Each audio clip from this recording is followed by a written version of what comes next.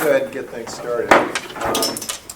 Welcome, everyone. I think Ron Saxton is our fourth committee member, and Ron has got a meeting that's going to run until 2:30. I think he's going to call in around that time. Hopefully he'll call in time to present his item on the agenda. If not, maybe we'll run a puppet show or something. So again, welcome everyone. Welcome Ben. And just for everyone's background, I think everyone knows committee members here.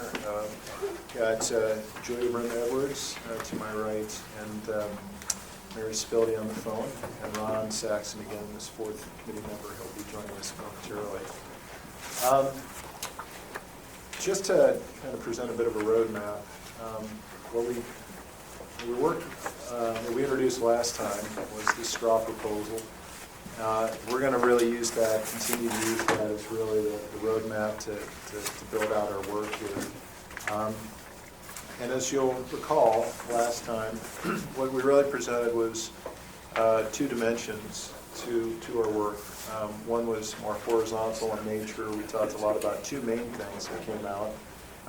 One is, for lack of a better term, just performance management, which is to say, okay, if we've got the state really providing active investment leadership in the schools, providing delivery of education, achievement compacts are really the glue there by which those two sides come together. And there are a lot of very good questions around, okay, what happens if they don't come together? What happens if there's failure? And so Ron Saxton has agreed to give us some thoughts about what I've just used the term performance management, which is what happens in the event of non-performance, and also what happens in the event of performance and actually strong performance. How can the state promote good performance and then also follow up in the event of non-performance? The other big, what I would describe as being a horizontal issue was, for lack of a better term, collaboration. And this is a term about, okay, how does the state on the left side, if it's not really any active management business, how does it nonetheless promote collaboration on the right side so that we're gaining economies of scale and also really promoting innovation? Can everybody hear back there, by the way? Not so well? Well, there are some open seats. I do have a remedy for that, Dana. So, did you hear that? And we actually have some open tabletop over here too. So, still not taking me up on that. So anyway, the other issue that we talked about again on the horizontal, which is how does the state promote collaboration and build those into achievement compacts. The other set of issues, which were more, what we described as more vertical in nature, were how do you actually operate on the left side of the page and how you actually operate on the right side of the page. Last time we talked a lot about the vertical workflow on the right side, which is the boards, these operating boards, governance boards on the right side with the schools. Also, we talked about the possibility of a shared service enterprise. Today, we're going to talk mostly about the vertical operations on the left side. In other words, how is the state going to build out its organization so that it can function efficiently in a streamlined manner and really be very focused on its mission. So that's really the main event today, is to present another straw proposal on the left side, vertical dimension. And then Ron is going to tee up one of those two horizontal discussions, that being the performance management. And then hopefully the way we're going to pull all this together is that on December 6th, after we really vet today the straw proposal, again on the left side, we will build out, again, those horizontal dimensions around collaboration, around performance management, and tie up any loose ends right in the nick of time for a December 11th recommendation to the full board.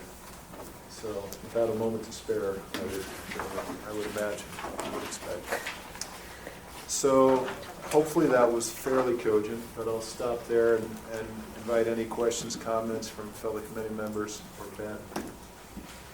Julia? And you can tell this is sort of a process question. I had some feedback on the first proposal that was sent last Wednesday.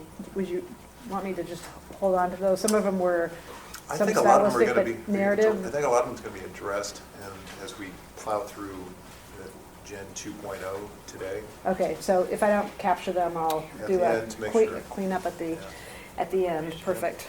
Then just so I understand technically the documents we're working with, this would be considered additive to the other deck, which had the OEIB design principles, and some of them replacement pages. Is that right? So if you were thinking about what our product that we're working on, so anything that's not in here from the other would carry over. Yeah, I would expect that we will completely reshuffle the deck for our recommendation to the full board. The logic here is that kind of the jumping off place from our last meeting is this first page. Okay. We did clean that up a little bit. We made some changes, but this should be hopefully the departure point to really dive down. Okay, so it's a click down. Yeah, here we go. Great. Click down. Mary? I'm listening. Okay, did you have any questions or comments you'd like to add, just from a process standpoint before we jump into the document? No, I think I'm ready to dive in. Thank you. Ben? Nope. Ben, I will, at the end, it would be helpful to, again, keep me and the committee on task here in terms of thinking about the form of the recommendation that we should start really continue to work toward. I think, Julia raised a good point as to how is this all going to, kind of a package is this going to ultimately take. So maybe at the end we can see what things. Yeah, so Ben, curious, it sounded like you were going to be doing the first draft of the committee report. Is it a report that accompanies the PowerPoint, or does the PowerPoint get dropped into the committee report, or sections of the PowerPoint get dropped into the committee report? My sense is that the PowerPoint and the bringing forward of it, the presentation of the PowerPoint will or could serve as this subcommittee's report and recommendation to full OEIB. That very much as the full OEIB took a pretty general motion with respect to the budget that expressed priority around these strategic investments, so could the OEIB, with greater or lesser level of detail, get a motion from Matt or another committee member related to kind of the architecture of the governor's legislation that addresses these topics. But I don't If I could just envision an entirely separate document from this. Okay. Well, I will say that this PowerPoint was not devised as a presentation to anyone, including here today. It's really supposed to be something to help elicit comments from this committee so that we can get. So if the PowerPoint can serve that second purpose of being a presentation document, great. But that's not really what it was intended to do. It was really to hope foster a real debate within our committee so that we can kind of get things right. And then, I'm just going to ask, there was a separate memo on the funding side of things. Are we going to talk about that today too, or is that? We're not. Or is that getting wrapped in? Yeah, it wasn't. Yeah, it wasn't. I'm not asking to. I was just that wondering how we're wasn't gonna really on the agenda per se. cover But maybe a way to. If you have any comments at the end, that would be that'd be welcome. Otherwise, you can comment right into the document that was distributed. And I guess just in terms of what you may ask OEIB for, I think our hope is that OEIB will go to the greatest level of detail that seems appropriate at this moment in time, knowing that If it remains quite general, it will shape the legislative effort, but we may require some additional OEIB check-ins and sort of detailed guidance on in order to kind of refine the legislative draft as it moves forward. So, yeah, it could be a very general statement and recommendation from the OEIB that doesn't get down even to the level of detail that's expressed in some of these documents, or it could be considerably more detailed in here. We can see where this committee's comfort is, subcommittee's comfort, as well as full OEIB. Ron, did you just join? I did, Matt. All right, thanks. Okay, well, you haven't missed anything other than just process discussion. And you and I had that same process discussion last week, so I don't think you've missed anything. So, and I think we're wrapping up the process discussion, and we are now going to go ahead and dive into the PowerPoint document. Let me start by flipping a page to the new materials, starting with the straw proposal highlights. And I'm just going to pause all the way through this. I think the appropriate starting point for this, for the highlights, is the P20 integration. Because, at least as I've been thinking about this, why are we going through all this hassle? It's probably this is about it, which is really the thesis that we're pursuing. Is the P20 thesis that we're trying to redraw the lines away from silos and more towards integration, student-centered learning, and that's really why we're going through all this, and hence the need for an investment board or an entity to really look at the entire system. And that's really what's been missing thus far. So the question is, does this achieve this objective?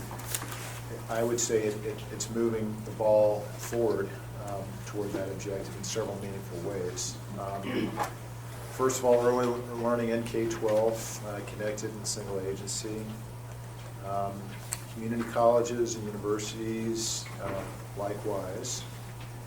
And then real connective tissue between those through the HEC, really looking at the whole 10 through 14, I don't know, people choose different numbers, typically 10 through 14, but really looking at connectivity from K-12 through post-secondary and that 10 to 14. It envisions co-locating for post-secondary funding allocation,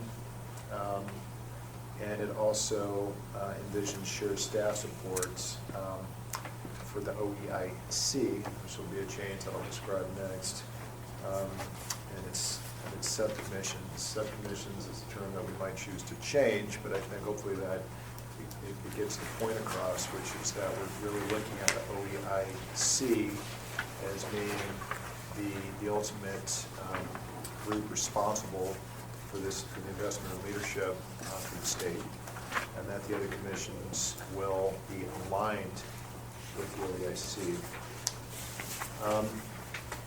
Turning the page to the remaining highlights. Clarified state role of investment and leadership. We talked about that a lot last time. I think there's a lot of value in just having clarity of roles, who's doing what. And as we said last time, it's probably as important as anything else is finding what the state's not doing on the right side of the chart. Again, this horizontal organizational design is intended to achieve that.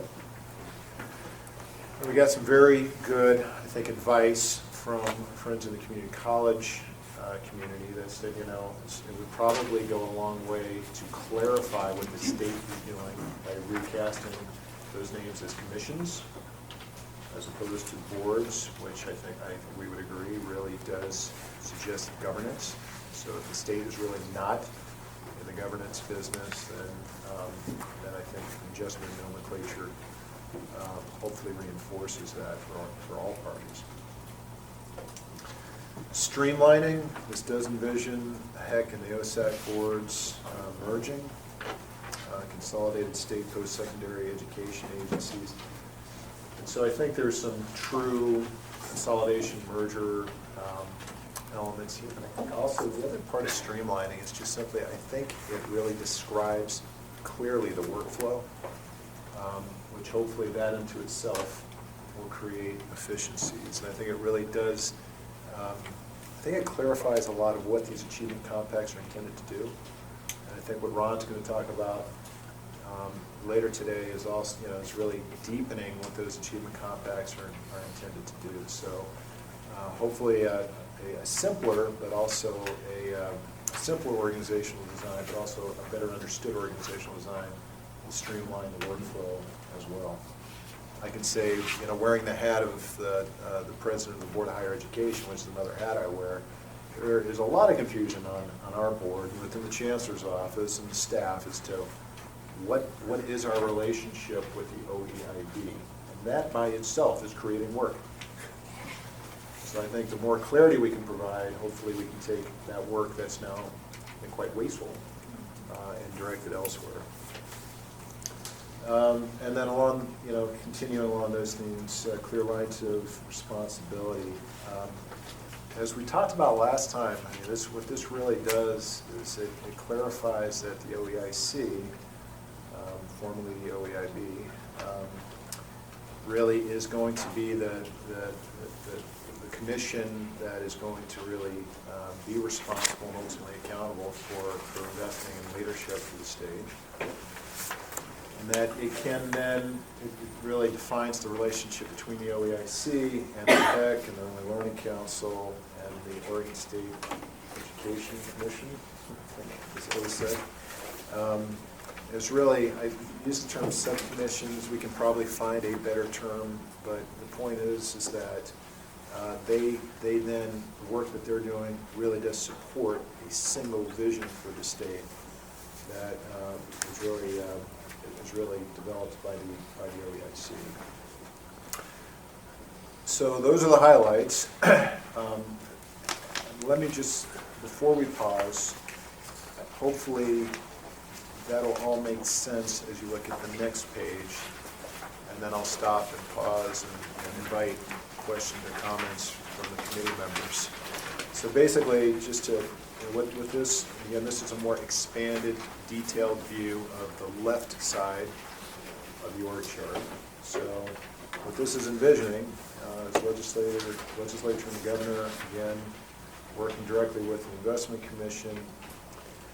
There is a CEO with direct lines to the Department of Education, Department of Post-Secondary Education, and OEIC staff. Under Department of Ed, you've got the early learning and K-12, early learning going with a dotted line back to the Early Learning Commission. Oregon State Education Commission overseeing the K-12 or advising the K-12, and then post-secondary with a dotted line to the PEC. So that really, again, this is intending to connote. Hey, Rudy, thanks for joining us. Rudy, do you have materials? No, I do not. Do you have an extra copy? Yes. Thank you. And so, where was I? Yeah, so again, you can see the blue boxes really suggest that these are all operating in alignment. And one point, it's good that Rudy just joined us, Dr. Crew. One thing that we stopped short of was presuming to build out the OEIC staff. This chart obviously wants to leave that to be a second phase discussion, Rudy, that seemed most appropriate for you to lead. But that's really important, obviously, because as you see here, what is built out, the Department of Ed and Department of Post-Secondary Ed, are age-dependent silos. And so if the whole point here is to build P20, connections, then really we're envisioning that's going to be the very important work of the OEIC staff. So this is will really be, we envision that the functions that the OEIC staff will perform would really cut across Department of Ed, Department of Post-Secondary Education, and really achieve this P20 vision that, again, I think is the reason why we're going through all this in the first place. So with that, I'll stop it. Ben? Man, this is great. Just for the sake of the subcommittee, I want to be really transparent about what decisions the governor has taken and what he has not. Obviously, this subcommittee is constituted in order to bring to the governor the full OEIB recommendations around the organization of the system. We focused your charge on the organization of the boards and commissions. The governor's budget itself will describe the two departments that you have, as you know, the two departments that you've shown here in green, one that's focused on early learning and K-12, two divisions within it. The early learning division here will propose within the budget bringing some positions from the employment department where they are currently, as well as from the governor's office where a number were parked as a result of the last legislative session.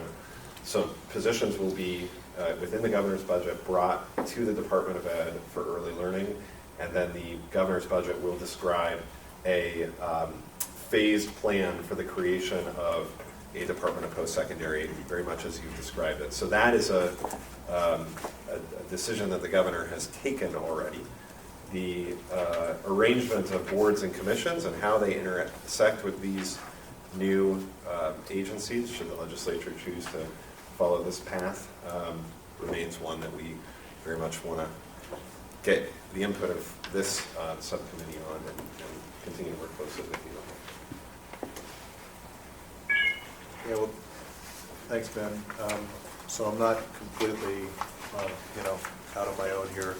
Ben did provide a lot of input. So thanks for that cover.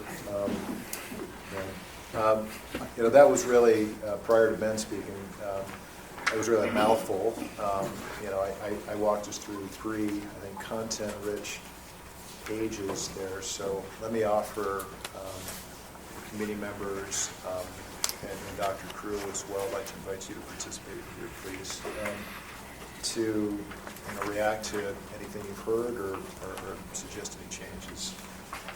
So, Julia, do you mind? Yeah, no, I think it provides some clarity, and I think it does break down some of the silos. Question I had, and this is just looking for that sort of thinking behind the decision to put community colleges with K-12, with post-secondary versus in the past, from a policy standpoint, they've been to the state board. So just interesting, the thinking, and was it from a functional responsibility or how they're going to be organized? Can I just add to that, because I think it's the same question, maybe you can answer them together. What the thinking is about how that relates to breaking down the silo between K through 12 and community college and the higher ed.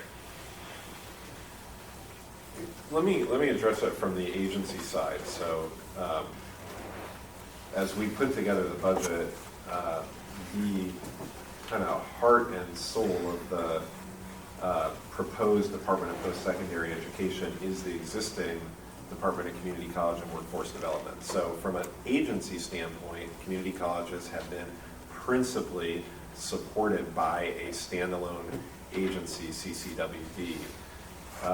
And we propose in this budget that CCWD's resources are augmented by resources that today exist in the Oregon Student Access Commission and in the some resources that are today within the Chancellor's office to create a post-secondary department that would have responsibilities for all levels.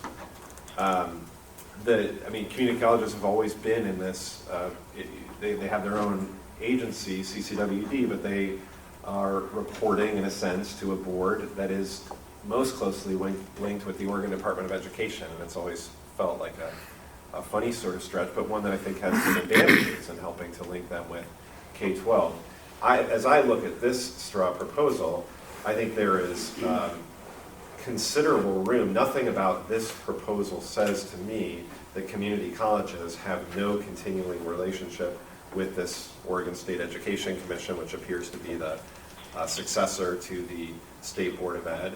Perhaps as the OEIC is advised by these sub-commissions, it's receiving advice from multiple commissions related to the community college outcomes, related to community college investment, or other functions. It isn't apparent that you've drawn, Matt, very hard and fast lines that bind the community colleges to a particular commission, although, as I say, it is bound today to an existing standalone agency, and we propose to move that forward into a Department of Post-Secondary Ed. So the bulk of CCWD would be folded into the Department of Post-Secondary Education, so the functional supports would be there. That's right. That's what the budget will describe. So I have a question on that. So what happens to the Chancellor's office? So as a result of Senate Bill 242, the university system, of course, is no longer a state agency, and Matt can probably speak to this better than I, but that's certainly treated the university system with greater autonomy. And within the budget, we essentially propose allocating resources to the universities and its administration by combining what would otherwise be and has historically been separate allocations for a chancellor's office and a public university support fund. Presumably, whoever it is, as a result of this conversation and potential legislation, whoever it is that's running that system at the local kind of delivery level would be responsible for organizing whatever administration was necessary for those 5, 6, or 7 universities. So the budget, we really attempt to be much more neutral on the question of, and consistent, I think, with the spirit of Senate Bill 242, much more neutral about the question of how the local, if you will, functions are organized within the university system themselves. So you won't see, for example, a separate line for a chancellor's office, but you will see the continuation of resources that have gone to support the vital functions that the chancellor's office performs for its campuses. I'm sorry, and that's in the shared service enterprise? The budget doesn't establish that. No. Yeah, Mary, I think I would add that I think the full answer to your question will hopefully evolve as we continue to drill down into this straw proposal and then the December 6th straw proposal. If you were to describe the Chancellor's office as being essentially the non-campus functions of the university system, you could see 3 potential homes for those functions, depending upon what we ultimately come up with. One would be, as Ben said, this Department of Post-Secondary Ed. Another one would be the Shared Services Enterprise. And then the third would be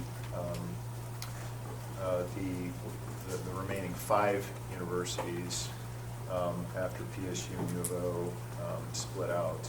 So again, exactly how that would get allocated is still work for this committee to continue to do. So I don't have an answer right now for that question. It depends on what do we ultimately want to do with the shared services enterprise, for instance, and then also continuing to build out the functions on the post-secondary education.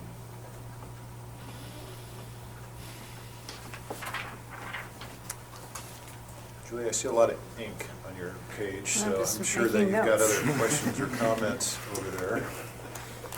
I don't. I think they're. Mary, that was, you asked a question about the Chancellor's office. Did you have other questions or feedback?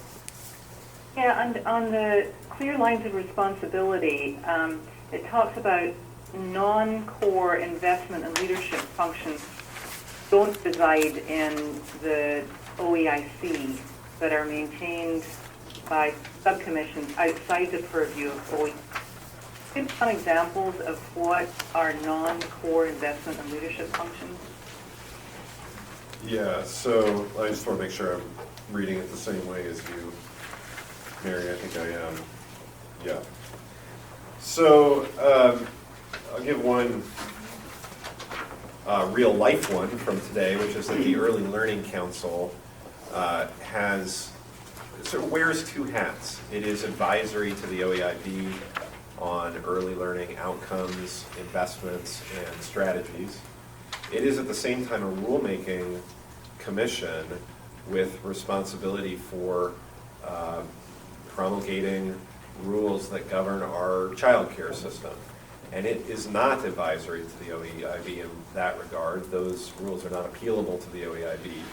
And so its leadership for early childhood care and education is expressed in part through the kinds of standards that it sets for early learning programs in the state is standalone leadership. It's not within the OEIC's purview, OEIB's purview.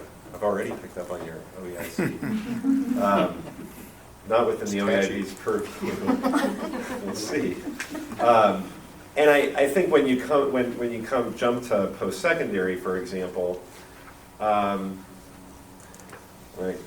sort of see how you've described it here on the last 2 pages of your chart, but one can imagine that there are policy issues that would remain within the state's purview, describe the state's purview, that are captured in the state functions that this committee has proposed, but should not be ones that the OEIB or OEIC is up to the shoulders in on a daily or monthly basis. Part of this is a workload issue. Part of this is to be true to the investment board's nature as an investment board. So potentially degree or program approval. Don't know that that is the responsibility or intended to be the responsibility of an investment commission.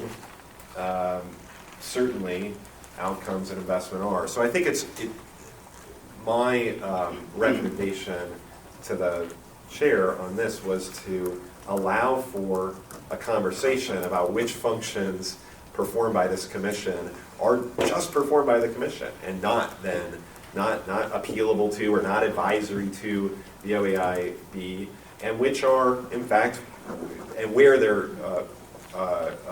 by contrast operating really as advisory to the OEIB. So Ben, Yeah. this is Ron, just let me ask you to clarify that. So, or Paul, so any of these subcommissions then would be getting some of their assignment from someplace other than OEIB, from the legislature or the governor or wherever else they might be getting it, but they would also be getting some of their assignments from OEIB/C delegating. that's right. That's what's intended. Let me use I think a good example from the State Board of Education, which, as I understand it, is the predecessor to your proposed Oregon State Education Commission, or sort of a similar. The State Board of Education, if you look at a meeting agenda for them, it involves executing their statutory responsibilities to consider appeals that come from a local level from charter school proposers that have been denied by their local school board. So as Duncan well knows, the State Board of Education sits in meeting for 2 days every couple of months and hears hours and hours of testimony related to the proposed charter schools. Now, I don't believe it's the intent of this subcommittee for that all to ultimately end up in the OEIB's lap. Likewise, school bus safety regulations. There are sections of Oregon statute, long ones, that are a lot of rules that are within their purview, and I hope that the proposal here will acknowledge that some of that, maybe all of that, will continue to be a responsibility of a citizen board ultimately to decide on. I think there's a lot of value in it. I think the state board has spent a lot of time, I think very appropriately and responsibly, spent a lot of time on the Native American mascot issue this year. But again, an example of something that great to have citizen leadership and responsibility on, not necessarily desirable to encumber our investment board with those responsibilities on a daily or monthly basis. And I think that would be true at every level of the system, early learning, K-12, post-secondary.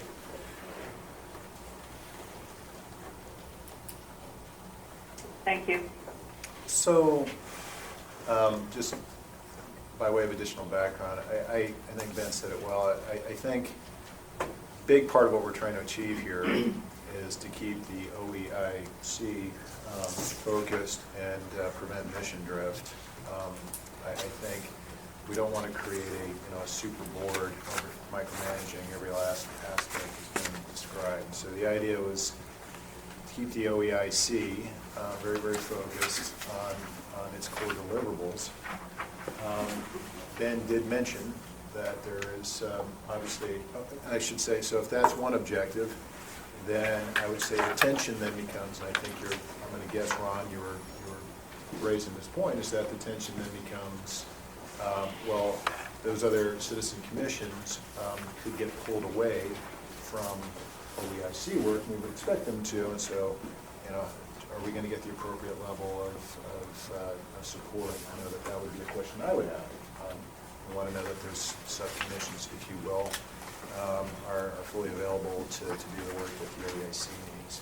So it seems like that's the tension that we've created, but net having OEIC focused, I think, is where we ultimately wound up. That does then beg the question of interpretation around aspects like program approvals and mission approvals. Ben raised that, and that's something that I think this committee will need to take on. My starting point, having worked with the State Board of Higher Education, is that those two, investing in finance and program approval, mission approval, and academic strategies are very, very tightly interlocked, supporting a 40-40-20 strategy. So I have been leaning very strongly towards having the OEIC maintaining that function of program approval, but delegated out to the HEC as is described here, as opposed to having programs somehow divorced from our investment function. But again, I met with, last week, I met with 3 legislators that have been asking the same question, and I think, reasonable people can disagree on this point. I think that's a matter of interpretation that we're going to have to provide. Mary, hopefully that addressed that question. I just want to make sure that we've heard any other questions or comments. So one comment, and I think this is more just so that that when you look at it, you understand where all the pieces have been collapsed, is maybe just at the bottom. For example, on the page before, it says that HEC and OSAC boards is a single commission. So when you get to the schematic, it has HEC, but you may still be looking for OSAC. So, and same thing with CCWD, where just a little bit of a narrative at the bottom so that people aren't adding boxes back, or that it's, that you haven't lost. Yep, that's a good point. We actually Some functions. talked about that. Yeah. Mary, any other questions or comments? On the 2 highlight pages, no. Okay. Ron? I don't think so. I'll just make the one comment that while it's important to me that we be clear about the relationship between OEIC and these other commissions, and that the more clarity, the better, it's even more important to me that we be clear that our Chief Education Officer is in fact the Chief Education Officer for all of these purposes, and not that there are parts of the education universe outside his realm. So I hope this is clear, says that, and if it doesn't say that, I'd like to talk about it. Rhonda, your comment, I think the diagram says that. I don't know that in the statutory language we provided for the full scope of the responsibilities in the last legislative session. So maybe this is a topic for a separate agenda, maybe not. The current statutory authority, as Rudy well knows, is established through Senate Bill 1581, and it provides for the chief education officer to have direct and control authority over the community college commissioner, the chancellor of the university system, the executive director of the Oregon Student Access Commission, the early learning director, for the purpose of organizing the state's P20 system. Those aren't precisely the right word, although they're expressed, I think, 99% of the Design meaning. and organization. Yeah, design and organization, I think that's right. That may be something that, you know. Well, Ben, that's why I'm raising this, Yeah. because what we're talking about is, what we want to take to the legislature, or to the governor for, changes to move this program along. One of the changes I would hope for is one that clarifies and strengthens the role of the chief education officer. Agreed. Yep.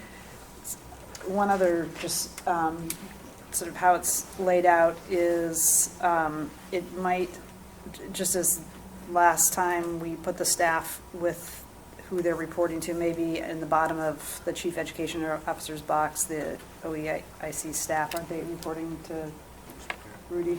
Well, as opposed to off to the side, are they directly As is the head of the Department of Ed and head of the Department of Post-Secondary Ed.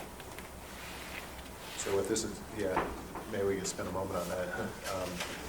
No, this is intended to say that Rudy is overseeing OEIC staff, as well as Department of Ed and Department of Post-Secondary Ed, and that these commissions then are, again, supporting Rudy, but that the direct reporting lines come up through the CDO.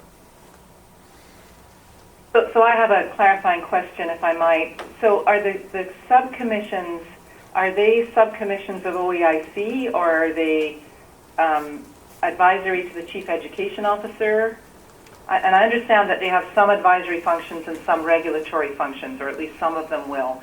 But I mean, if they're subcommissions of the OEIC, then there should be lines to the OEIC, not to the staff, not to state agency administrative staff functions. But if they're not subcommissions of the OEIC, then I'm not clear on their purpose relative to the department. No, the color coding was intended to show that they are subcommissions of the OEIC.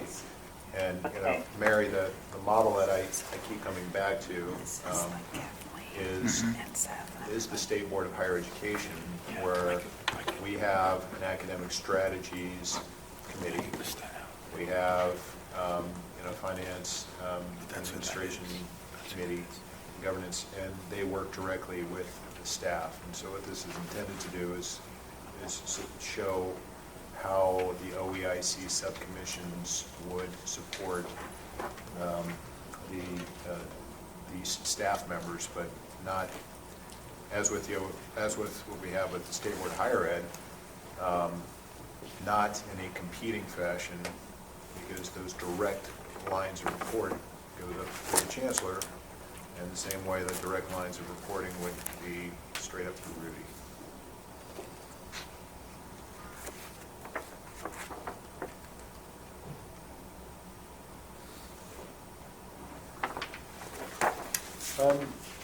I also want to invite Rudy to comment. And I don't know, Rudy, if you would prefer to do that now. We're going to actually have a lot more detailed stuff in the back with this matrix. But I would certainly welcome any input you have at this point, or if you want to wait, it's up to you. Well, just a couple of observations, just as I'm looking at this again.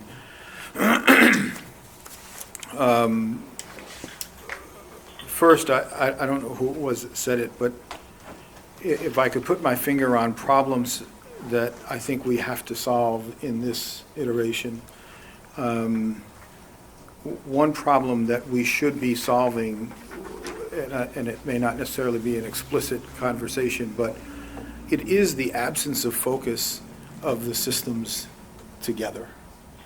The fact that there are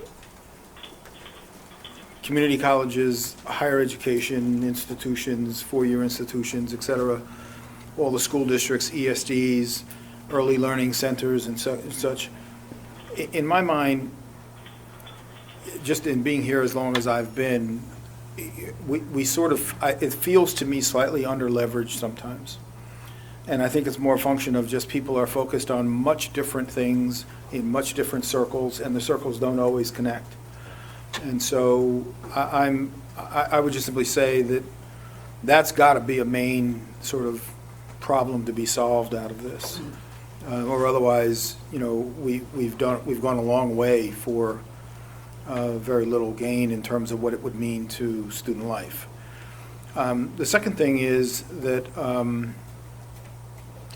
while I understand and agree with the tenets of 1581 and the notion that, you know, that this is not a system that is designed for the kind of, you know, interface and to some degree intervention that may in some cases be needed. I just want to continue to put out in front of us that there are times when that's just going to be there. And we just need to make sure that we're okay with what that eventually sort of leads to, in the sense of having more and more and more clear, edgy conversations with all of the institutions of the P20 system, such that, you know, we're all moving in a similar direction, even if we're not getting there at the same time, but we're all feeling compelled by the same mission to do the same body of work, to get to the same kind of outcomes and so forth. Or otherwise, again, it feels very much like we have a new system, but it's going to sort of fall folly to the idiosyncrasies of the past. So, Rudy, before you joined us, as I was reviewing the agenda, that was one of the major themes that came out of our last meeting, and Ron Saxon is going to really tee up a conversation on that last point here today, which is it's absolutely imperative that we understand what these achievement compacts are, what the feedback mechanisms are, so that we can provide, so that we can actually realize the leadership that the state's looking to provide in 4420. So we'll hopefully hear from. We'll get through this PowerPoint document, and then we'll hear from Ron here in a moment on that. The next page is really nothing new other than kind of reconstructing the left side, the right side. It gets very busy very quickly, and you can see that we've also added to this the K-12 NESD school boards and districts. So this is really, while most of our detailed conversation has focused on post-secondary, this is obviously an architecture that's intended to support the full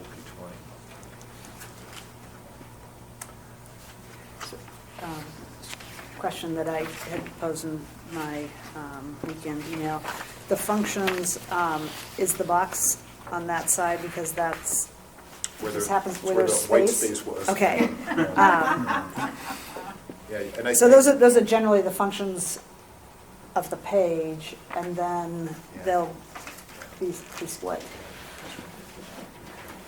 Then the other question I had, and this And is... I think, Julie, as you actually will recall, in the last meeting, we actually had these were side by side. Actually, we have it.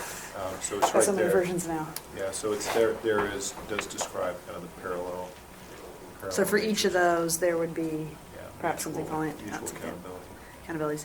Then just a deeper dive on the shared service enterprise. I think when originally was discussed, it was more of in the theory of the shared services for the higher ed system as a sort of opt-in system.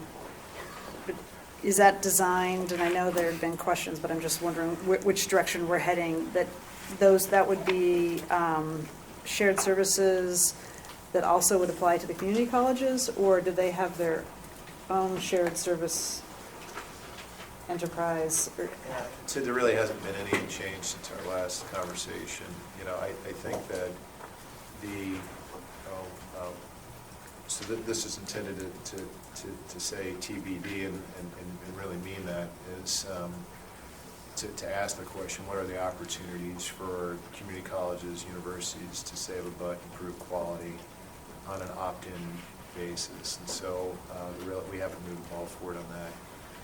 That is something that, I don't know how much we actually even need to define that as a community, other than could be, our recommendation could be to form a special legislative work group to really explore that, because I don't think it's realistic that we're going to build that out in a lot of detail between now and December 6th. So two thoughts about that. One, if the community colleges already have a shared service model, and I say this not knowing what it is, and it's working, do we want to let them continue to do that? Is it too much to be adding the university system? So just a question that I would say that would be, one of the questions for, whatever subsequent work group. This would not be intended to impose. It would be hopefully be exploring opportunities if there are opportunities for shared economies of scale, and also building integrated systems and things of that nature.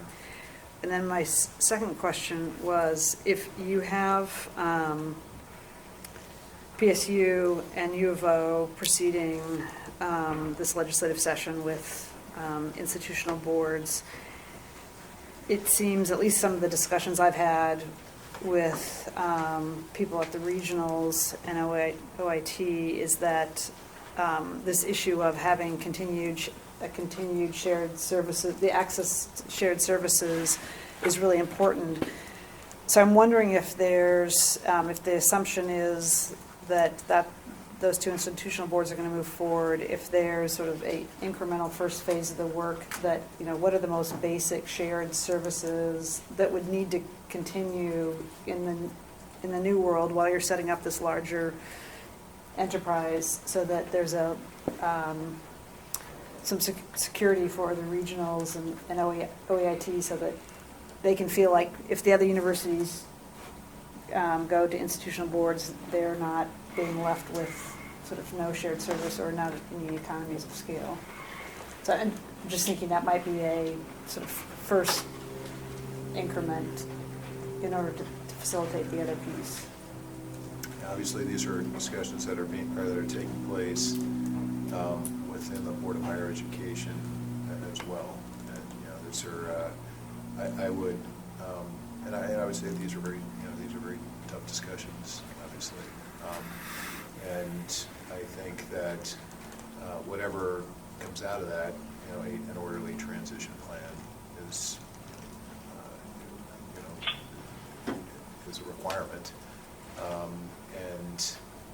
But I don't think we have anything, and I think we should probably look to that governance committee at the Board of Higher Ed to really help inform our process. And at this point, they are continuing to really address a very thorny issue. Yeah, well, I guess it depending on what we're going to be asked to approve, that I would feel better if we had some sort of report then from the State Board of Higher Ed, just knowing what they're recommending or what that base level of services are, so that we know that we can plan as we're doing budgeting or making budget recommendations, that we make sure that's just covered off.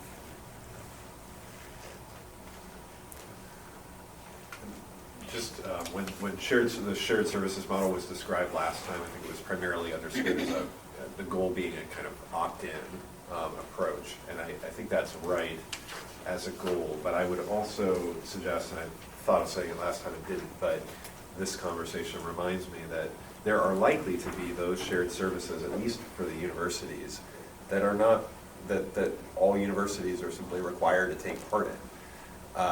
And again, I don't think that's a conversation for this committee, but I think that what we're envisioning is a model here that where most of it is opt-in, and certainly to the extent that this opens up to community colleges, I think it's only understood as, at this point at least, as an opt-in. But within the universities, there may be a place where the legislature or the governor says, or service says, the cost of a university leaving is too great, and therefore you're going to. It's not simply a marketplace where you get to buy what you want for each and every service. I think it's just a sort of caveat on what is generally, I think, the right approach of creating this basket of potential goods for universities and community colleges to buy.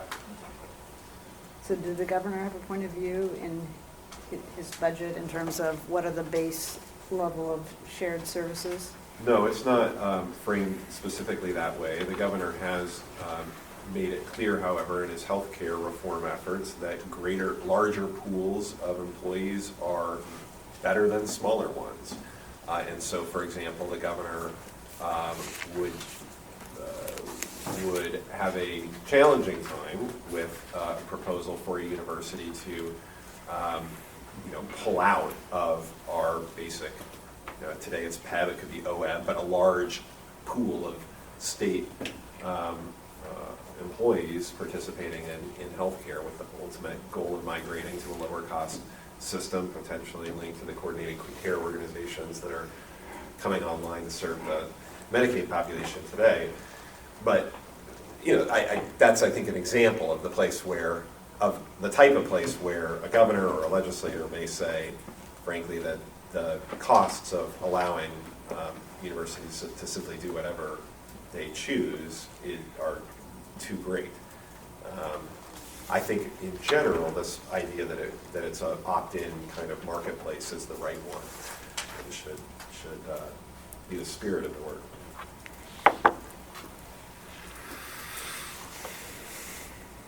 Are these shared services, is there a reason that they need to stay in the silos, or isn't it possible that a shared service,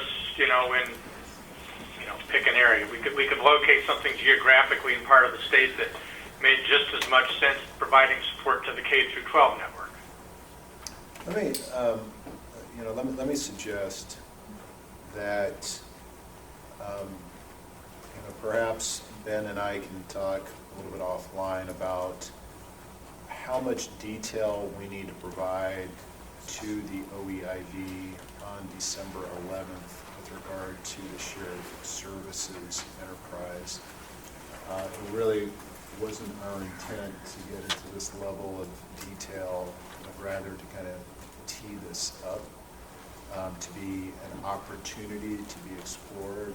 And I would echo Ben's comments around the spirit of this being opt-in and so forth, and that we would have to determine what, if any, mandates there might be. We don't want to be too cavalier here, too early about everything being opt-in in the marketplace. We have to be thoughtful about all that.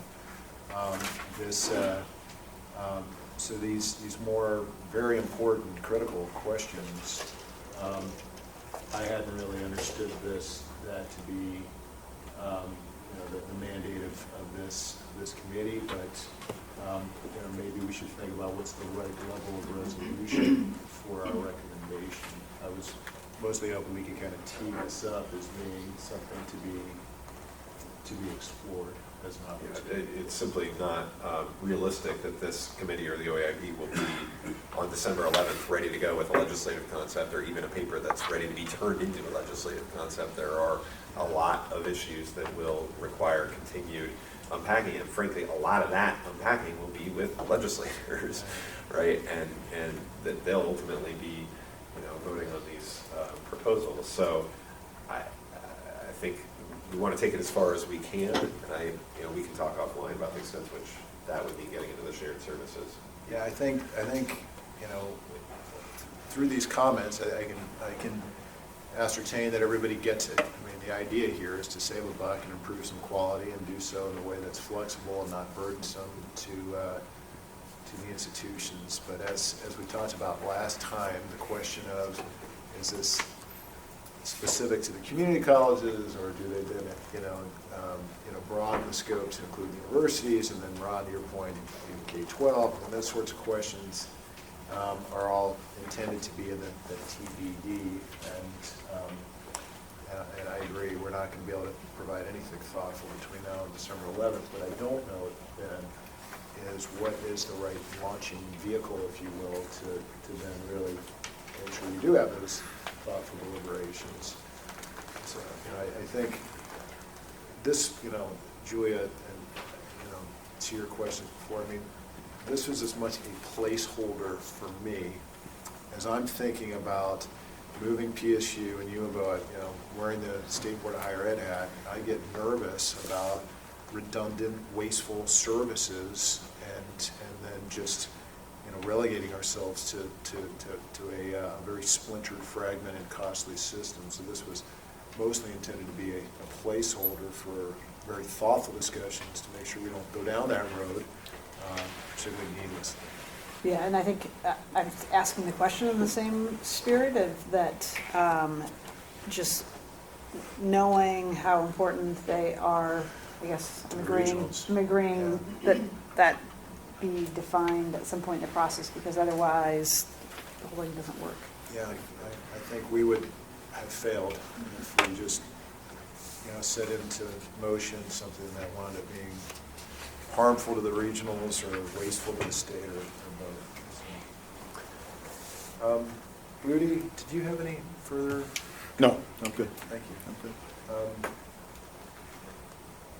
Okay, so this is the big busy chart now that I think actually, to a certain degree, replaces, if you will, the other charts because it's got all the essential information. And then what we did here is I was anticipating that this committee would then reasonably ask, okay, what are all these groups doing? Who does what? What does the OEIC do? What does the HEC do? What does the OSEC and so forth? And what this is an attempt to do is to use those functions, the 8 functions, as the framework to describe how are we going to be allocating roles and responsibilities. I would say this is probably the least developed, most work yet to be done in this. But I wanted to at least introduce this as a framework for us then to really start drilling down. How are we going to allocate, the roles and responsibilities? So why don't I, by way of kind of managing this, why don't I do this? Just to introduce to the committee members the construct here. And again, what we've got laid out on the y-axis is the 8 functions that we edited and refined at our last committee meeting. And then on the x-axis, what we have is the commissions, including the OEIC. And this really builds out an understanding of responsibilities. And then in terms of getting through this, rather than going box by box through this durable matrix, I can invite any questions or comments now, and then also invite committee members to give us more time and provide any written comments or feedback that you might have after this meeting. So in theory, this is the roles of commissions. So this would be that's right. And then we have currently on the other draft the sort of, I guess, local policy and education providers side of things. is there going to be, not to have a bigger paper or a bigger matrix, but something similar, or is? No, I suppose we could if that would be helpful. Again, today's conversation was focused more on the left side, really trying to understand, okay, if you're streamlining these commissions and kind of redefining some things, you know, what are these commissions going to be doing? So this was an attempt to really answer that question.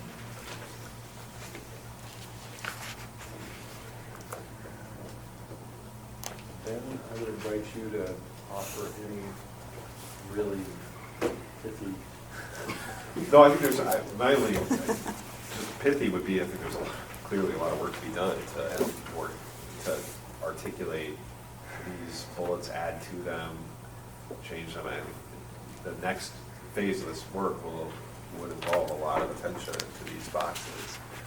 So Ben, could you elaborate, or for Matt, is this chart something that you think is supposed to kind of be gelled in the next few weeks and have some significance going forward with the budget and legislature, or is this a chart that we're going to keep working on as it evolves? Yeah, it was more the latter. Yeah, again, I don't think any of these slides are necessarily intended to be, you know, presentation quality slides. This is mostly attempting to facilitate our committee's discussions around. Right. So just to help us to get a clearer view as to what these connections between the OEIC and these subcommittees. I mean, so for instance, on number one, which is, I think, you know, the big leadership role of the state. What this envisions is the OEIC really providing, this envisions a two-way workflow. One coming, you know, from the bottom up, from the OSEC and the HEC for the respective sectors there, as well as the ELC. And then the OEIC providing some sort of synthesis and kind of redistributing so that we ultimately get to a 40-40-20 strategic plan, and likewise with the achievement compacts. On the funding for results, you can kind of see a similar logic where you've got the OEIC as the ultimately responsible for our funding strategies. But then working with the subcommissions to do a lot more of the detailed recommendations that they would bring forward to the OEIC.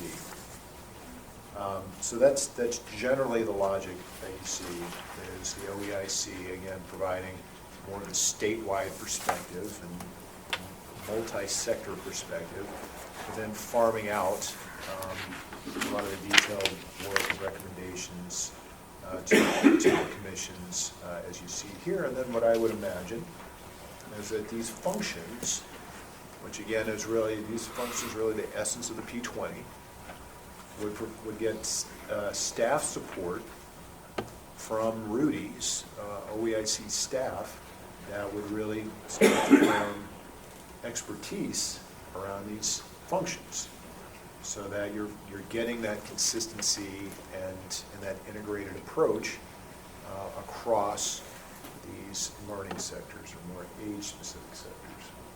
So that's kind of the logic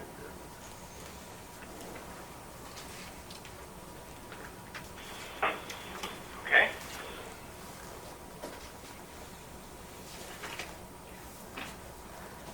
Matt, in terms of the charge to this subcommittee between now and December 11th, since the question sort of continues to get raised, I think what we have in our hands here, this is a huge piece of work, right, in terms of the magnitude of the change that it envisions.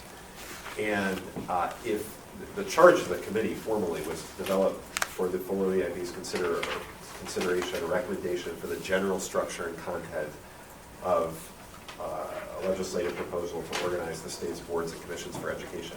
I think if you were to present this, whether in this form or some other form, it would satisfy that charge, and maybe more so. that particularly when it comes to these kind of function boxes, I think this helps me to kind of understand the committee's thinking, again, the sort of spirit of the work of these commissions, understanding that there would have to be a lot of additional process involving a great many more people than will be involved in this between now and December 11th to clearly and compellingly articulate the roles or complete the roles and responsibilities for each of these commissions. So I think you're very much at the right level of generality. If anything, maybe pushing a little farther into the details than I feel or the full OEIB may feel comfortable getting into without the benefit of a much greater level of stakeholder legislative involvement that will be possible as time goes on between now and the first couple of months of the legislative session. So That's my very sense of it. So Ben, how do you think then we get from the high level to actually the deliverable of a legislative concept? So I mean, you're thinking that's going to happen before the February session, and then there's some concept that's sent down to Pledge Council that captures all these changes, or? So I'd like to come back perhaps to your next committee with a fuller answer to the question, which is an important one. In terms of timing, I've already given the heads up to the committee chairs or the likely committee chairs that the bill that the governor has submitted for this is a placeholder bill, that we're likely to bring an amendment, and a very kind of sweeping amendment to that placeholder bill, that we're unlikely to have that amendment prepared by the 1st of February when the legislature, whatever date it is that the legislature really comes into session. So it's probably looking like a little later in the year, but obviously before their first chamber deadlines. And that we are prepared to engage them and their committees very much in the process of taking a general recommendation to the OEIB to the level of specifics, and that we'll be engaging some outside support as well. And we've obviously been working very closely with Matt and his team, and we'll be attempting to, I would presume, put together a work group that is really drilling down on these topics that will include I include some OEIB members, include legislators, include others, and we'll have more to say about that than I do today. So we theoretically would have, or there would be 3 bills, there would be all the general governance bills, there would be, maybe not the bill, but the funding piece as a separate item, and then the institutional boards. We haven't even made that determination internally about what moves in what bill or how many. So I think that would be one of the topics for discussion. It's strategic questions involved there, and again, I think maybe I come from the legislature, so a lot of me says, well, let's have a conversation with the committee chairs about how they want to, how they'd be interested in seeing that proceed. So I wouldn't want to give a hard and fast answer around those kind of tactical, what I would describe as sort of tactical questions on the bills and number of them and where they start. Let me suggest as the next step here, Julie, I think you're very appropriately forward-looking to what our ultimate deliverable here is, and I share your interest in getting that nailed down. Maybe we can do that actually outside of the committee between now and December 6th. I would like at our December 6th to this committee, it's a final meeting, to really have something that is pretty darn close to what we're going to prepare or recommend on December the 11th, so that we're all fully comfortable with that. And maybe we can together work with Ben offline in terms of what that form might be. Before we break here, and I want to, we're going to transition to Ron, because it's a very, very critical discussion, really already alluded to, which is, what happens, how do you really reward performance, motivate performance? I just want to stop and go around the table with the committee members and assuming that Julia and Ben and I can, really figure out what the form is, what the appropriate level of detail, and the structure of the recommendation is, and so forth. Assuming that we get something that this committee can feel good about, in terms of content, in terms of the overall architecture, I want to hear from the committee members, at least at this stage of the game, with a lot of details left to be worked out. Is this heading in the right direction? Does this feel like something that we can all get behind in a recommendation for December 11th meeting with the full board? So I want to, maybe I'll start this time with, I always turn into Julie every time. I'll start this time with Ron. So Ron, do you have any, you want to kick that off? I'm happy to kick it off, and I think this is excellent work, Matt. I'm very pleased with the direction of it. Just the nature of, the kind of people we probably are, we can come up with 100 questions about it, and, most of those questions may help refine it. But in terms of the direction and the concept, I'm fully supportive and think this is absolutely the right direction. Right answer. No, no, thanks. Mary? Yeah, I think it's headed in the right direction, and I really appreciate all the work that took place between last meeting and this meeting. Just a couple of overall statements. I think we want to be careful that the investment board or investment commission doesn't just become a kind of a master planning and allocation committee. I think it's supposed to be about investment, and I think we need to describe what that looks like. And I think we're getting there with the functions of the OEIC, but just for example, when you look at funding for results, it says decide how much to invest, but when you get over into the functions of the OEIC, it's more about allocation than investment. So I'd like us to distinguish those terms.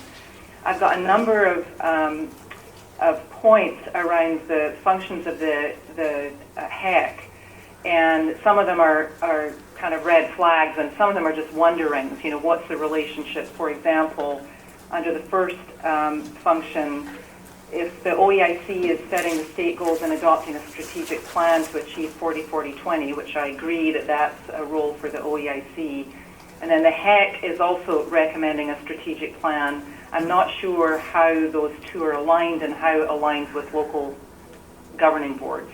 So that's a question.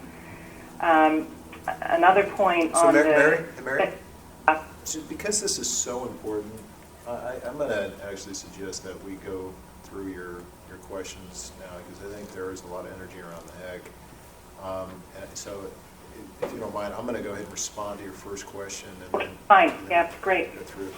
So, so what this is envisioning, again, it's kind of a two-way street here, but connected between the OEIC and the HEC. So the HEC would be shepherding real bottom-up, very granular recommendations to a strategic plan that would get synthesized into a statewide. And then also, once you count up all the pieces from that bottom up to see where are the holes on 40-40-20, and then working back with the HEC to see what adjustments can be made. So it's really envisioning 100% alignment to answer your question, and I would envision that the way that happens is again initiated from the bottom up, and then once you add up everything together, you see where are the holes, if any, in the statewide 40-40-20. Does that hopefully? That helps. Okay. Want me to run through these points? I mean, I just want to raise them and get them on the table because I know that work's going to happen before the next meeting. Okay.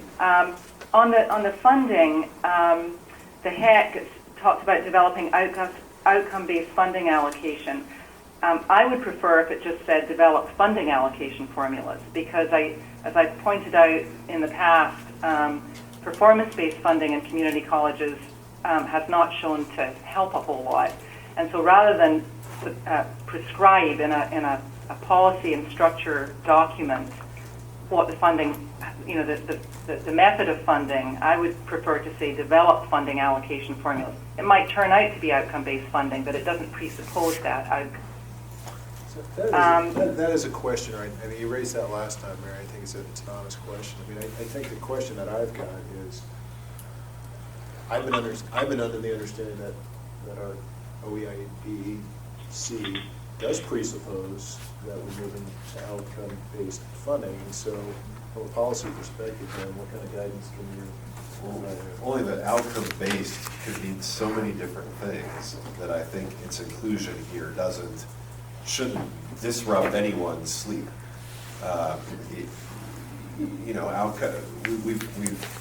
there are, as Mary alluded to, you've got performance funding, you've got outcome funding. Well, even what do those things mean? You ask 4 different people, you get 4 different answers. This, to me, invites a further conversation about how to most effectively invest the state's dollars to achieve outcomes and goals that we have for students. And I think when you put it that way, which is the way it was described in the legislature in Senate Bill 909, most people nod their heads and say, yes, we're interested in putting the state's dollars to work in ways that most effectively support student success. I think you raise a great point, which is that we do have to honor the spirit of what was legislated in 909. So maybe that should be our ultimate barometer. Okay, but point noted. Mary, did you want to just continue to go down the list? Yeah. In the next, the function 3, again, wondering about the standards, recommending standards. Higher ed already is subject to, 115, 120 standards through our regional accreditation process. So I'm wondering if this is redundant or whether standards will build on what's already being done, which are very intensive accreditation processes across all of the higher ed institutions in Oregon and beyond. Similarly, in that, I've raised this again, recommending on or executing missions, that will be an issue for community college. That is seen as very much a local board function. I'm sorry, Mary, which one did you say? The mission, recommending on or executing the mission. I mean, I recognize it's an issue for OUS. It is not an issue for community colleges because we're locally driven and our missions are developed by our local boards based on local needs, with an eye to what will also support the state and serve the state interest. But it's not, the State Board of Education currently does not decide on the mission of a local community college. That is very much a local board function. And then in the next box, the oversee the performance of post-secondary institutions. So I just want to raise this as an issue that this is a very significant shift for community colleges because I don't think any community college sees the state board as overseeing the performance of a local community college. Again, that's seen as a local board responsibility and role. So I think we might have to have some conversation about that. Okay. And then, again, in 5, the mission review piece comes up again. And then in 6, establish rules for faculty professional development. That's very much a faculty-driven thing in higher education. And so the establishing rules for that is troublesome to me. I think that needs to be thought through a little bit.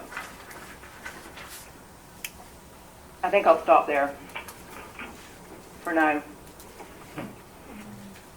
Okay.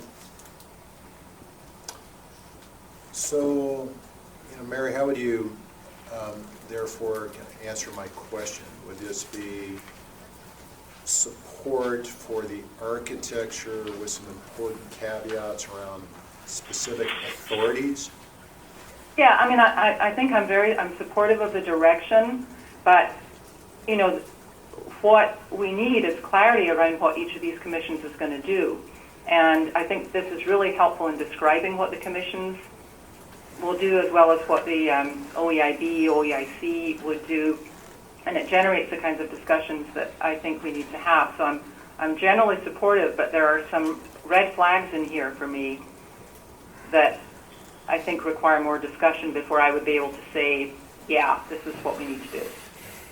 So, can I ask Mary a question? Mary, this is Juliet. Question about the overseeing the performance. In the 40-40-20 scenario with achievement compacts, do you see the accountability role for each of the community colleges as just residing with the legislature, or if it's not the OEIC,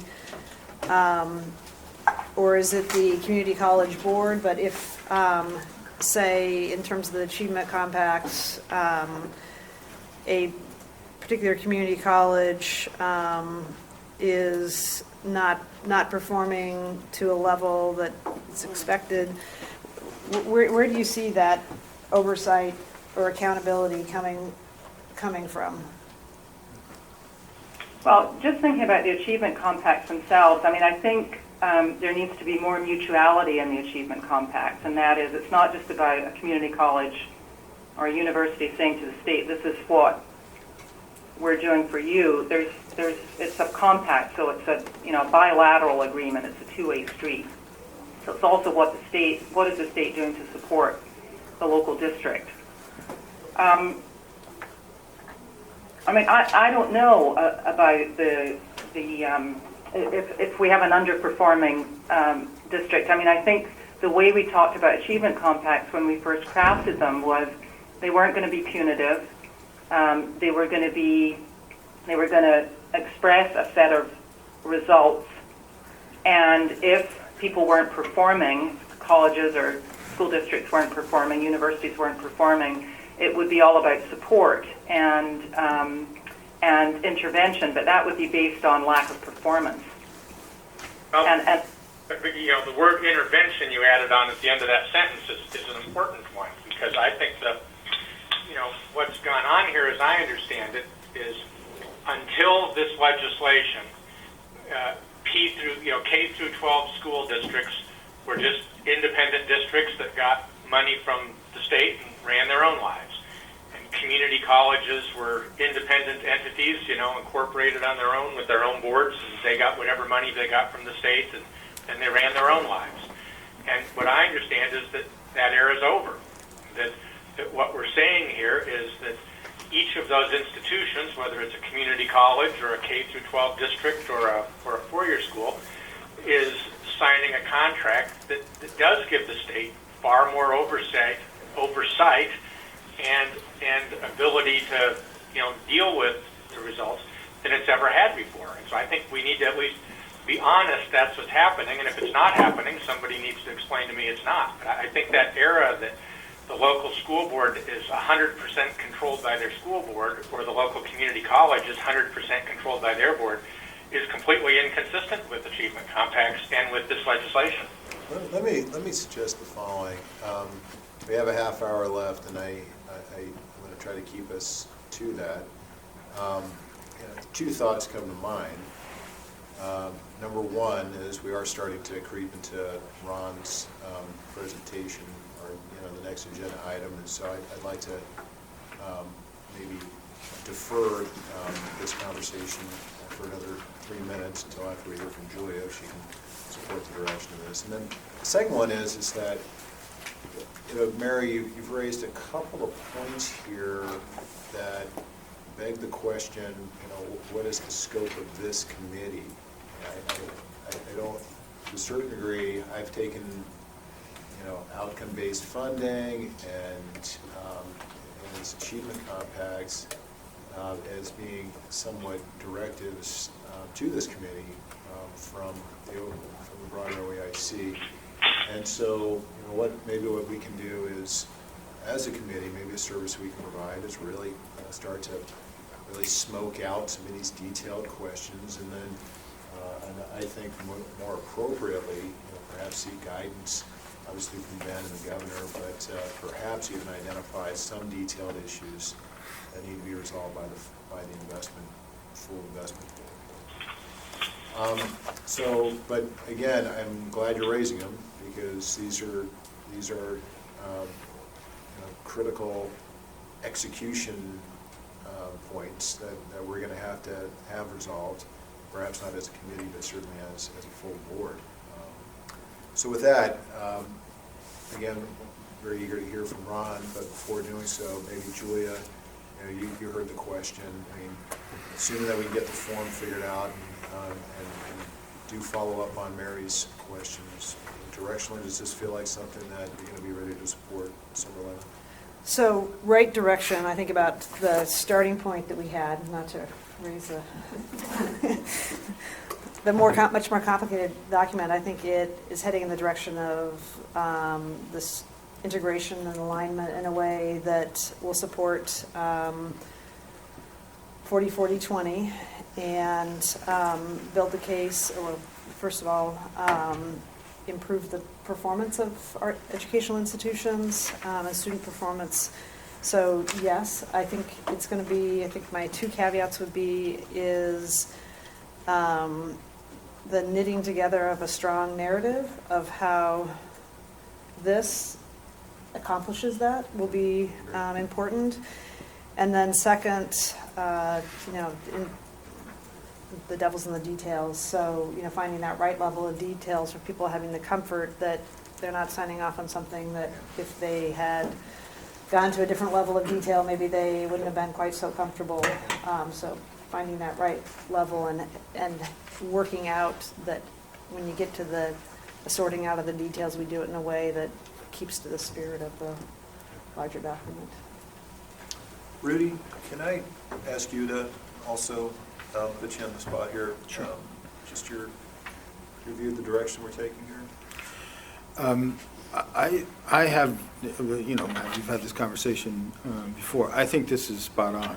I think, first of all, it's clarifying, and that in a time where there's many moving parts, that's extremely comforting, actually.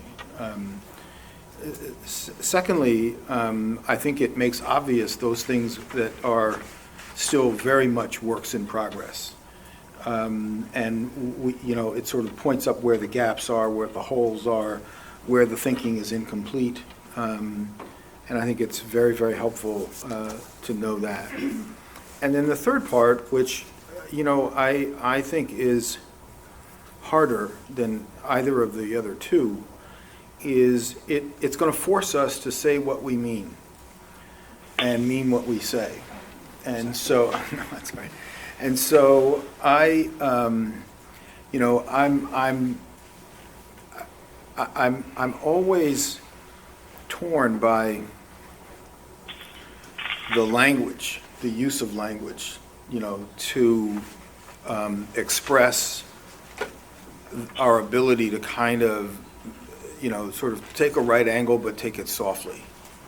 And it troubles me only because I know we'll get down that road at some point in time and wish we had said more definitively, this is what we mean when this happens, and thus, and now it may be that it engenders more, critics and or cynicism and so forth, and so be it. But I just think it's important to kind of have the full, while all of this is on the table, to really express all of it. I appreciate Mary's comments about some of these worries and areas that she finds maybe troubling for the community college community. Maybe there are other things in here. I don't know, but I just think that what I've expressed about, for example, I look at this, for example, I look at all these state functions, and I say to myself, wow, this is really very, very complete and very clear, except we are about the business of transformation. This is about a whole state transforming itself, and every institution, every educational institution, every service provider to the educational institutions making this kind of sea change. And I don't see on this list anybody who can take out anybody. Do you know what I mean? So I don't know of a transformation process that I could do that I couldn't take out somebody. And I'm not saying that for the purpose of trying to take out somebody. That's not what I mean. That's what I'm saying. It's a good I never segue. know what the phraseology is, but it's odd. It's just It's a odd. good segue to the next conversation, and that Ron's going to lead. And I think we would all agree, I mean, this has been, to a certain degree, this has been the key issue from my very first meeting at OEIB has been, what are the mechanisms for achieving outcomes? And so I think this committee owes it to the board to inform Wrestle with that it, discussion. And to have built within our organization, that functionality. And ultimately, I think a lot of it's going to come down to the achievement compacts, which we're not really. But I think we're going to have to build into the organization, into the workflow, this accountability mechanism, this feedback mechanism. Well, thank you, everyone. And Ben, you and I will have plenty of opportunity to talk subsequent to this. But I appreciate the very thoughtful comments. We will endeavor to boil all this down into a product by the December 6th meeting that, again, will allow us to vet this and come forward with a recommendation that hopefully the full committee can support. And along those lines, again, one of the key issues here is performance management. So with no further ado, I'm going to turn it over to Ron and ask for Ron to lead the next discussion. I have to be out of here by 4 o'clock, unfortunately. So if I have to leave, Julie, I'll ask you to take over the gavel here. Might be a dangerous thing. All right. So thanks, Ron. Well, Matt, let me just make sure I'm clear. My intention today is to kind of tee up the discussion and have a short discussion with the committee members, but that in terms of either a proposal or a serious discussion about it, that's our next meeting. That's exactly right. Okay. So the issue here, I want to, I guess, start with, I think it's important, as Ben said, to say what we mean and be clear. To me, what the achievement compacts do is they take education providers in Oregon and move them from simply being a recipient of appropriations into a different role, and that role is basically being a contractor with the state, promising to deliver, whatever it is the compacts say they're to deliver. So we then get to the question of, if we have compacts with an education provider, what are we doing to either reward or enforce? The reward end of it's, I think, easier and certainly a more pleasant discussion, and is one that's important to have. We've talked about time with how do you reward education providers who are really doing an exceptional job, and we don't really have the ability to write them a big gigantic check to reward them or anything, and so I think it's probably more along lines of recognition and of positioning them in a place that they can be mentors and share their best practices and things of that sort. But we absolutely want to recognize here and hope that most of our providers are on the reward side of this, and that we're trying to think how to pat them on the back and take what they're doing and share it with others. So very important on the reward side.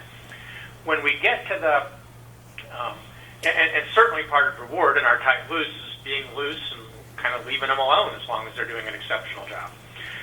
When we get to the side of the equation where education provider has signed a compact promising to deliver some results, and they're not delivering those results, I think that the step that's going to be critical, and really will fall to Rudy and his team initially, is we need to know why they're failing. Are they failing because of poor management? Are they failing because somehow their staff's not performing? Are they failing because of just circumstances in the community or circumstances beyond their control? I mean, there are just a whole range of reasons why someone might not be achieving what they're supposed to. And so I don't think we have any sort of one-size-fits-all response to that. The response to many of those circumstances presumably will be assistance. It won't be punitive. It will simply be, if we have other resources we can bring, whether those are people, whether they're mentors, whether they're, additional staffing, what have you, we're going to have Rudy and his people helping diagnose why is this provider not meeting their, not performing the way they're supposed to, and then what can be done in an assistance way to help them get there. So to me, the first level here is you reward those who are doing very well, or at least meeting their obligations. When you get to those that aren't meeting the obligations, the first level is around diagnosis and assistance, and how can we assist them to do it. But I think we have to be honest in that there's a third level, which is if we diagnosed, we made the efforts to assist, and they continue to not perform, continue to not meet the expectations, we're going to have to talk about more serious repercussions here. And so designing that, what is it that the providers are agreeing to subject themselves to in return for not performing? We've talked about things all the way from the board or Rudy having the power to go in and for instance, in a K through 12 district, maybe remove the superintendent and put in a new one, or things that look like more significant takeover kinds of rules here. So I think it's going to be different for each circumstance, different for the kind of the provider. But I do think if we're going to be serious about this, we have to be clear that we are changing the rules, and it's not simply that a provider can sign a compact, take the money, fail to deliver, and nothing happens. And so I'll sort of stop and maybe let some of the others talk about what they'd like to see here as we move forward, and then I'll have this teed up more specifically for the next meeting. But I think that the reward part of it, first choice, pretty clear we can identify options there, even though we haven't identified them all yet. The assistance part, which we've talked a lot about, is certainly the preferred path if there's a need to intervene in some way. It's intervene with assistance and so forth, which Rudy and his people will design. But at some end, there needs to be a more serious consequence if you have a true failure. And so, Matt, I'll stop and let you, who I know have to leave, or others on the committee, kind of give me whatever feedback would help me tee this up for next time. Well, I think it's a very useful construct, and I agree with you that it's not going to be one size fits all for many reasons. One of them will be just the differences between, say, K-12, community colleges, universities. I think another reason is because, quite honestly, the state's contribution and support of the different institutions is very different. Right. And I think you can even see within the university community what the state contributes to each institution is very different. So I would think that we would need to have tailored approaches to this issue. I can say, having been part of the legislative work group that looked at the issue of institutional boards, we spent a fair amount of time on this issue, and ultimately where we came down to focus our attention was on the issue of changing management in the event of where does that discretion rest, and do you have direct ability to change, say, a university president, or is it more indirect by changing board members who subsequently change university presidents? And if so, what are the limitations of the state in terms of changing board members and things of that nature? And again, I think that this needs to be on a fairly tailored basis because I think the various universities are different, and I don't think we want to be too rigid in terms of how we prescribe remedies for the state. But I do think what we can do is probably, even if we don't prescribe the remedies, I think we can probably at least identify the variables. And as I suggest, where we ultimately came down on the university question was really the role of management in being able to change the university president, and what does the state expect within the achievement compacts, or maybe it's even outside the achievement. Maybe it probably is within the achievement compacts, but it's probably also within the charters of establishing those local boards, those institutional boards, to really, think through what are the state's rights, as we establish these local boards. Why don't we just pass around to the other committee members? Sure, Ron, just my thinking is that there's probably something in between. You sort of described an escalating series of interventions. That might be too strong a word, but an escalating series of engagements with a perhaps underperforming institution or district. And it seems that there's something between providing assistance and sort of dramatic intervention, like removing some sort of leadership, that there be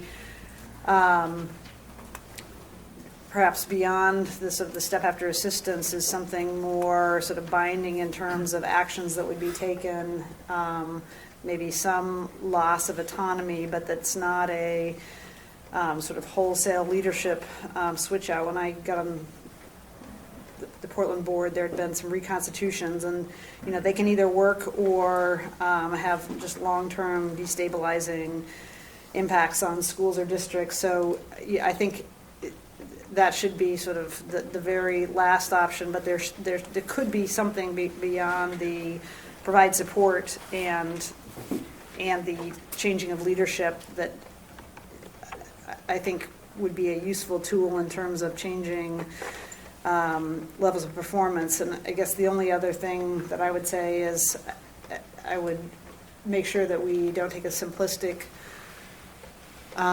or just look at a couple data points. Looking at things like growth, performance subgroup, performance based on dollar per student, are all things that some districts have a lot more money.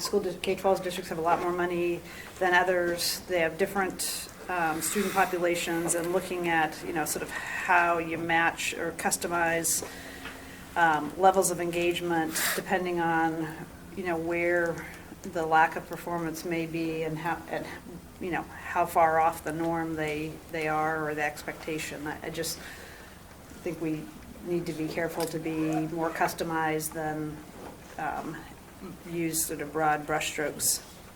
And that, Julie, is why I agree with that. That's why now I'll try and do a better job of describing it before the next meeting, but if someone's failing, to me, we still need that diagnosis step, which, it may have nothing to do with failed leadership. It may be something else going on.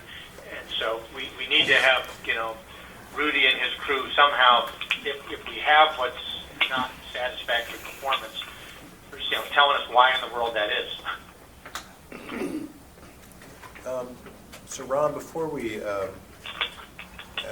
turn over to Mary to hear her thoughts, a thought just occurred to me as well, just in terms of focusing your comments for the next meeting.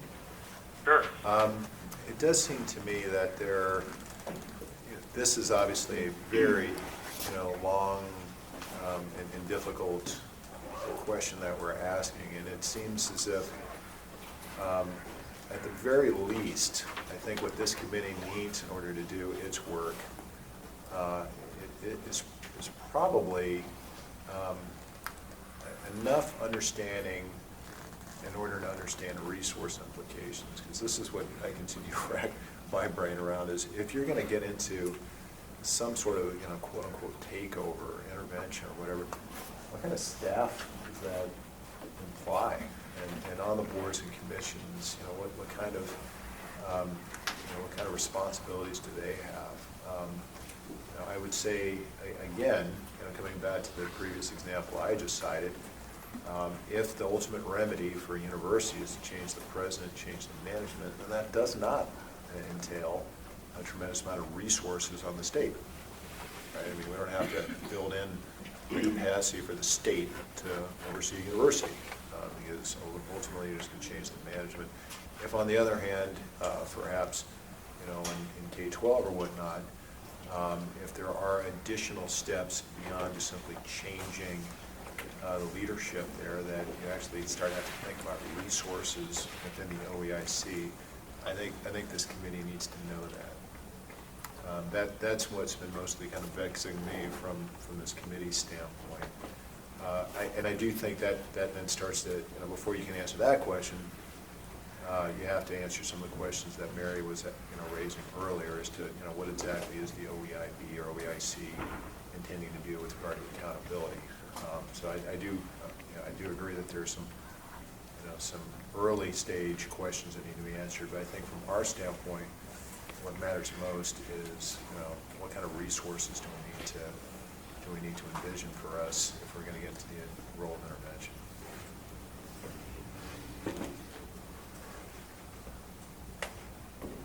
Mary, I think you're up. Okay, so I mean, I'm really sympathetic to the issue of what happens if we have a failing school or institution, or if there's an institution that is failing, specific populations like underrepresented populations, for example. But I think there's so many variables for why that might happen that the solution to what we do about it is pretty complicated. I mean, I think the thing that hasn't been mentioned is that it's been said frequently throughout this process that we were not going to interfere with local control and local governance. And so I think that's a dance between the state and local control and local governance that needs to be worked out. And I think if, to the extent that we do start to change how local governance works, I think that might unleash quite a bit of pushback. And so we need to really be engaging with local boards, local institutions to talk about that. The other thing around achievement compacts, which obviously require quite a bit of evolution, and we knew that going in the first time through with the achievement compact. But when I think about higher ed, and I've mentioned this before, accreditation has 114 standards. I mean, we have over $100 million. This is just Lane. We have over $100 million of financial aid riding on our accreditation and whether we're meeting those standards or not, which is 4 times the amount of money that we get from the state. So, no institution in its right mind is going to jeopardize its accreditation status. I'm talking about higher ed now because I don't know what exactly what goes on in K-12 around that, but higher ed does have very strong accreditation process that every institution is paying full attention to because there's so much writing on it in terms of financial support for our students. So I think that needs to be brought into the mix as well, especially given that in community colleges and universities, I think this is true for most of them, the state is now the minority shareholder by quite a bit. So no answers here, but just I think it's a very complicated question that we're going to have to wrestle with, especially as it relates to local governance. So Mary, just a question on the accreditation. So you could have accreditation and yet be not anywhere close to meeting goals related to degrees, correct? So the accreditation may or may not be connected, in those standards, connected to what the state has set out as its goals. Well, I mean, accreditation is looking at learning outcomes, and degrees and certificates are a piece of that for community colleges, but they're not all of it, because it's about mission fulfillment, and it's a community college mission is to help students achieve their goals. One of the goals might be a degree or certificate.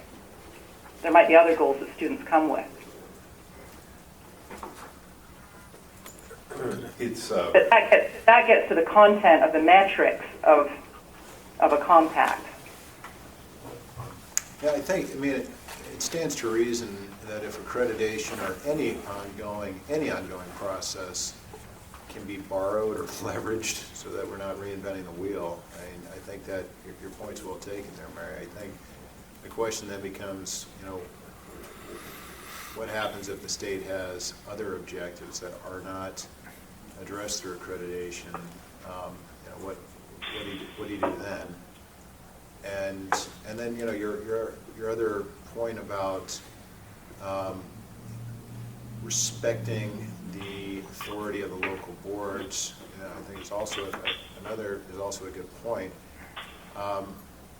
The question then becomes, what does the state do in the event of non-performance? Because I don't think anybody wants to violate that principle of respecting the local authority of the boards. However, what is the appropriate feedback mechanism for the state? And to see, the problem is, being the lawyer here, I guess, the obvious thing you do with someone who promises performance and then doesn't perform is you can cancel the contract. You don't contract with them anymore. But that's not a very realistic option here. So we're in a circumstance where the most obvious thing of somebody, you give them money and they don't perform, you just stop giving them money. That doesn't seem like it's very available to us. Rudy? Well, I agree with that, and I think, again, it's a language thing. Is it a contract, or is it a compact, a partnership, a collaboration where there's mutuality? How you think about the contract or the compact brings you to different solutions, I think. I have to tell you, the first week of law school, you learn it's not a contract if it doesn't have mutuality. Yeah, it just, Mary, I think even if you do get the mutuality piece right, then the question is, okay, if one of the parties doesn't perform, what's the recourse for the other party? In this case, we're trying to figure this out for the state. So the question is, what's the appropriate recourse? And I think the problems that you're flagging are well understood. But I think we need to look at it the other way, and that's the point. It's not just the state wondering what recourse it has, it's what recourse do local districts have if the state doesn't perform. Fine. I think from a resourcing standpoint, which is what this subcommittee is trying to figure out, what we have to figure out is how do we staff and structure ourselves in order to achieve recourse. And I would assume that the community colleges and other institutions would want to ask themselves the same questions. So we still haven't really addressed the issue here, which is what happens if there's a failure to perform. Rudy's raising his hand. Well, at the end of the hour, there's no sense in trying to. Okay. Maybe another time. Okay. Well, Matt, I've got enough here to kind of frame some discussion for our next meeting. Well, thanks, Ron. I think we invited the legislators. So moving to the next agenda item, we did invite the legislators to join the meeting. They have declined, I see. I am deducing. And so do we have public testimony? Only once. All right. No, sir. Oh, we do? Oh, we don't? We do not. All right. Matt, just so that our committee has had a chance to, so we started with a fair amount of presentations. We've done a lot of, had a great discussion among the committee. I'm wondering if it's possible for next meeting, if in a very simplified way, we maybe just get, one pager from various stakeholders on sort of anything that we're missing or a point of view they want to make sure expressed, just so that we have access to that. Not a long series of public comments, but more just so we can get a quick take. Avoid the blind spots. Right. Yes, yeah, makes sense. But it seems like there's just natural constituencies that we should check in with. Okay. That's, Could I also suggest, Matt, that future iterations are dated so that we know which one we're looking at? okay. Thank you. It's beyond my technical capabilities, but Somebody can do it. somebody can do it. Okay. Well, thank you. We're only 3 or 4 minutes over, so that's a success as well. Thanks to everybody. Very, very good discussion. And we've got a lot of work to do for December 6th. I think we're in really good shape. So thanks, everyone. Take care.